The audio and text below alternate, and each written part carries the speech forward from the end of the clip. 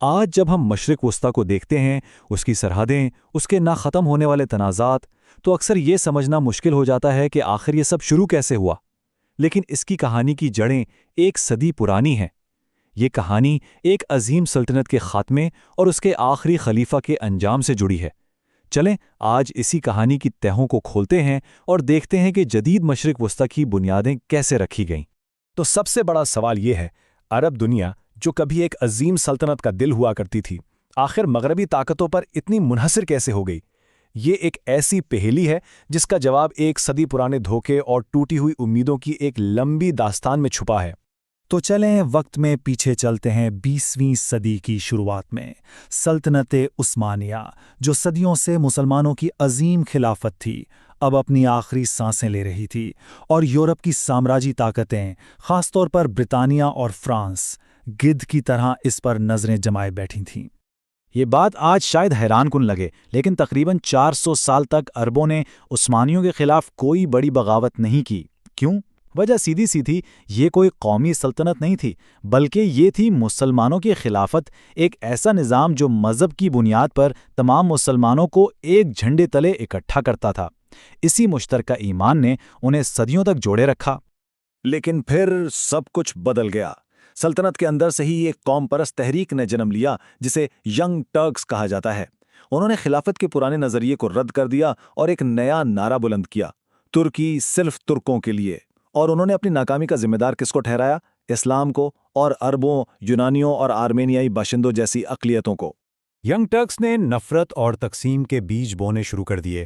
انہوں نے سلطنت کی ہر کمزوری کا الزام اقلیتوں پر ڈال دیا، یہاں تک کہ عربی زبان کے استعمال پر بھی پابندیاں لگا دیں۔ ان پالیسیوں نے عربوں کے دلوں میں ایک ایسی آگ بھڑکا دی جو بس ایک چنگاری کی منتظر تھی۔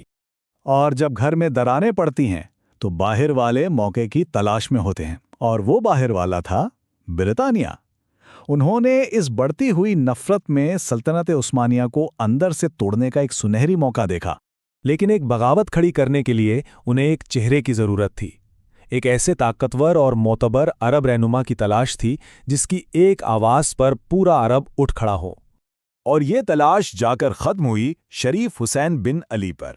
اب دیکھیں، یہ انتخاب کوئی اتفاق نہیں تھا۔ شریف حسین کوئی عام شخص نہیں تھے، وہ پیغمبر اسلام کے براہ راست خاندان بنو ہاشم سے تعلق رکھتے تھے، اور ان کا خاندان پچھلے 700 سال سے مکہ پر حکومت کر رہا تھا۔ مذہبی اور سیاسی طور پر ان سے زیادہ معتبر کوئی اور نہیں ہو سکتا تھا۔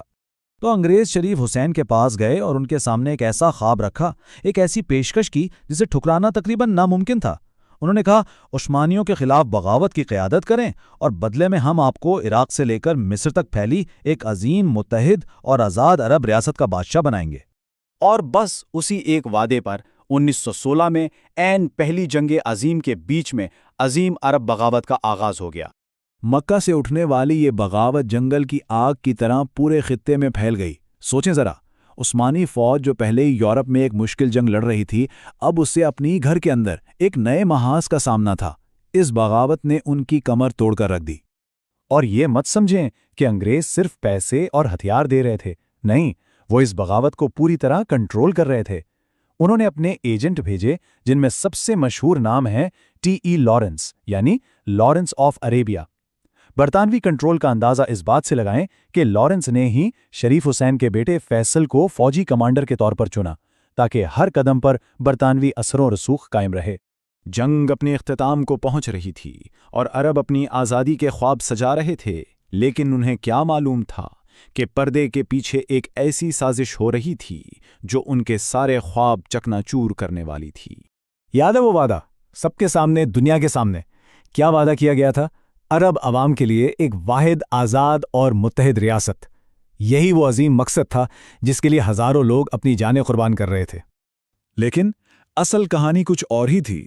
ایک طرف عربوں کو آزادی کا لالی پاپ دیا جا رہا تھا، اور دوسری طرف انگریز خفیہ طور پر بیلفور ڈیکلیریشن پر دستخط کر رہے تھے، ایک ایسا معاہدہ جس میں فلسطین کی سرزمین پر ایک یہودی ریاست بنانے کا وعدہ کیا گیا تھا۔ سیدھے الفاظ میں یہ ایک بہت بڑا دھوکہ تھا۔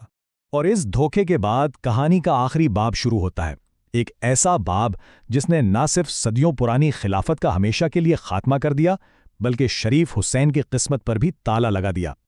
اب ذرا 1924 کے سال پر نظر ڈالیں۔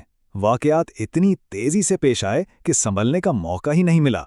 3 مارچ کو ترکی میں اتاترک نے خلافت کا ہی خاتمہ کر دیا۔ صرف 8 دن بعد شریف حسین نے اس خلا کو پر کرنے کے لیے خود کو نیا خلیفہ اعلان کر دیا۔ انگریزوں کو یہ بات بالکل پسند نہیں آئی۔ انہوں نے اسے اپنی حکم عدولی سمجھا اور فوراً اپنی حمایت واپس لے لی، اور پھر انہوں نے اپنا نیا مہرہ میدان میں اتارا، ابن سعود کو، اور سال ختم ہوتے ہوتے ابن سعود نے شریف حسین کو شکست دے لی۔ تو آخر میں کیا ہوا؟ شکست خوردہ، دھوکہ کھائے ہوئے شریف حسین کو انہی انگریزوں نے گرفتار کیا جن کے لیے انہوں نے بغاوت کی تھی، اور انہیں قبرص میں قید کر دیا۔ ان کا انجام اس بات کا ثبوت تھا کہ بڑی طاقتوں کے اس کھیل میں چھوٹے مہروں کی کوئی حیثیت نہیں ہوتی۔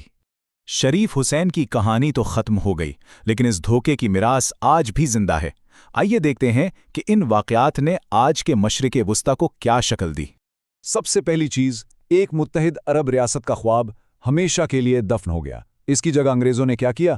انہوں نے پورے خطے کو چھوٹی چھوٹی ایک دوسرے سے لڑتی ہوئی ریاستوں میں بانٹ دیا، اور ہر ریاست پر ایک ایسا کٹپتلی حکمران بٹھا دیا جس کی وفاداری مغرب سے تھی۔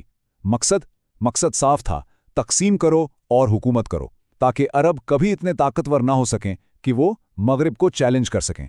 وقت گزرنے کے ساتھ ساتھ جب برطانوی سلطنت کمزور ہوئی تو کنٹرول کی یہ چھڑی بس ایک ہاتھ سے دوسرے ہاتھ میں چلی گئی، برطانیہ سے امریکا کے پاس۔ اور یہ کوئی پرانی کہانی نہیں ہے، یہ پیٹرن آج بھی چل رہا ہے۔ تاریخ اٹھا کر دیکھ لیں، جب بھی کسی رہنما نے اس سسٹم سے باہر نکلنے کی کوشش کی، چاہے وہ سعودی عرب کے شاہ فیصل ہوں، مصر کے محمد مرسی، لیبیا کے غزافی یا عراق کے صدام حسین، ان سب کا انجام ایک جیسا ہوا، انہیں راستے سے ہٹا دیا گیا۔ تو آج 1 صدی گزرنے کے بعد سوال وہی کا وہی ہے، کیا وہ سرحدیں جو خفیہ کمروں میں کھینچی گئی تھی آج بھی کروڑوں انسانوں کی قسمت کا فیصلہ نہیں کر رہی؟